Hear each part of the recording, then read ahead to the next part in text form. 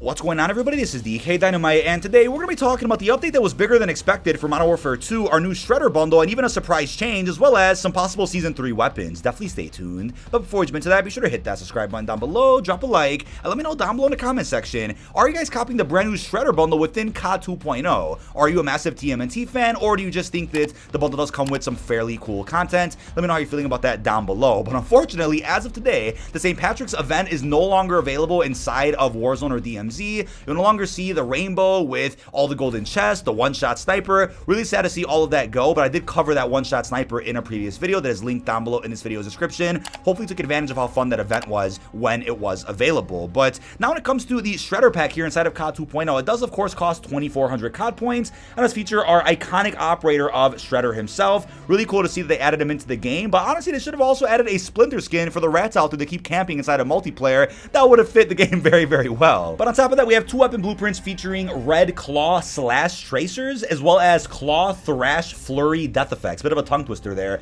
The first weapon is, of course, the KV Broadside, and second weapon, of course, is the ISO Hemlock, both of which are actually meta right now inside of multiplayer and Warzone. Both definitely pack a punch. They're very fun to use, and the attachments that come with these blueprints are extremely solid, right? Not much tweaking really necessary with these blueprints. We also have a skin there for the dual Kodachis known as the Steel Claws. Talk more about that in a second. We also have a vehicle skin, as well as a shred 'em up finishing move that I'll show you, as well as a Foot Clan weapon charm, a shredded large decal, and even an animated Shredder emblem. A fairly solid bundle to really wrap up this TMNT crossover for the game. Yes, it would have been great to see some turtle shell type of riot shield blueprint. I think that would have at least fit the game enough to where the game is still grounded in realism, but also takes advantage of the turtle crossover. I get we're not going to get skins for the actual turtles themselves, but I also saw some comments saying it was a missed opportunity not to release at least the melee weapons the turtles have. Could have added in the Cali sticks, since that would have made sense. Could have added in some size or something else, but I think Shredder overall is probably the best bet since it is a Japanese themed season, of course.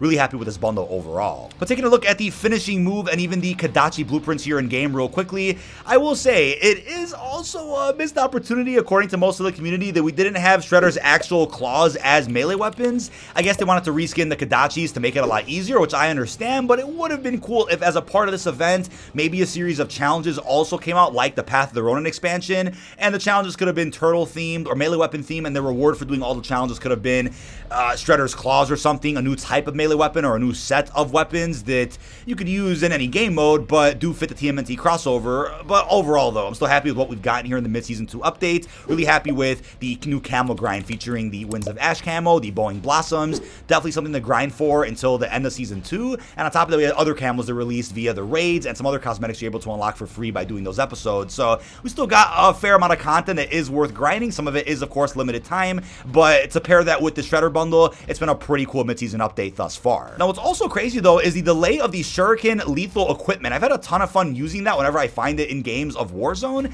but you still can't equip it as actual lethal equipment yet, and hopefully that does come out relatively soon. It was said in a recent blog post that that will be coming out as lethal equipment after season 2, so I'm gonna assume at some point in season 3 you'll be able to then equip that for regular multiplayer, for DMZ. Not sure what happened with that. It would have been perfect if that released alongside this bundle as just equipment you can use, or maybe like a blueprint for the actual equipment could have came out. That would have been something new that we haven't seen before, right? Actual skins for different equipment. That would have been interesting to see, and it of course fits Shredder himself, Japanese theme season, so it's unclear why they got pushed back until the next season, but looking forward to that nonetheless. I want to try something different aside from a throwing knife to wipe my enemies whenever they go down. Now also be sure to hit up COD Peter over on Twitter if you're looking for some camo grinding assistance for Polyatomic or Orion, both of which just got updated. His link is of course down below in this video's description. But with that being said, today we got some surprise patch notes that I thought would have came out as of tomorrow for the Wednesday playlist updates. I'll probably be live here in the channel again in the morning with whatever that playlist change is. Hopefully shipment does come back or shoot the ship so that we can go ahead and grind the rest of those camos for the Path of the Ronin event. But as they confirmed today, they have now made the Polyatomic Mastery camo animated inside of COD 2.0. So as Modena's also put on Twitter, it looks like the third texture, which was black, has been removed and replaced by a metallic purple texture.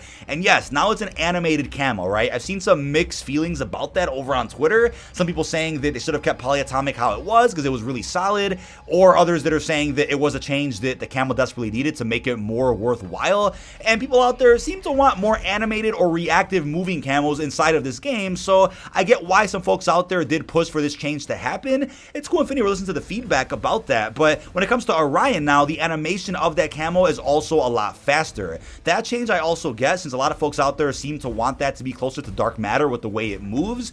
But let me know how you're feeling down below in the comments, right? Was the polyatomic change necessary? And do you think making Orion faster makes sense to kind of keep it on par with how cool dark matter was in previous Black Ops games?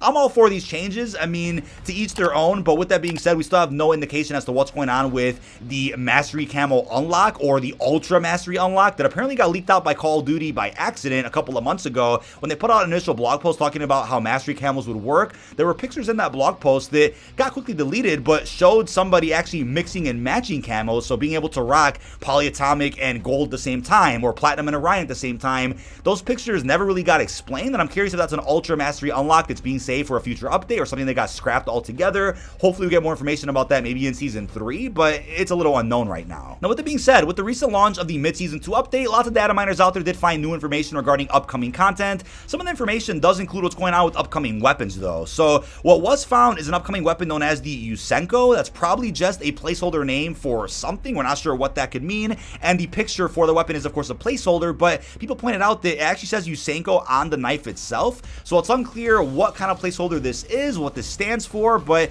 if you guys are like, wait, what kind of weapon is coming in Season 3? Well, we do have some information about that did surface a little while ago. So apparently the Uzi Pro SMG, the TAR-21 AR, the Bruin 95 LMG from Modern Warfare 19, and even the FAMAS Burst Rifle, which was also in Modern Warfare 19, are set to come to Modern Warfare 2. Of course, that could be some placeholder material that was discovered. That could just be leftover code from Modern Warfare 19 or other CODs. Maybe those weapons aren't coming, but I think as of right now, since we haven't really seen an LMG yet, we really only saw one SMG. We've had no pistols. I'm curious to see which of these weapons could be dropping in Season 3, but any one of them could, or they could end up taking one of those weapons I just listed and morphing them a little bit into something a little bit different that better fits Modern Warfare 2. Now here's the patch notes that we got for the March 21st update. As they went ahead and said, this update contains fixes for a number of known crashes, fix an issue that sent players back to the My Bundles tab when closing a bundle preview without making a purchase, fix an issue that counted AI combatant headshots for event camo challenges. A bit sad they passed that one really quickly, but maybe in the future there'll be other methods where you can grind camos using the AI from DMZ or even Ground War. We'll have to wait and see. Fix an issue that prevented players from unlocking all stocks on the Tempest Torrent,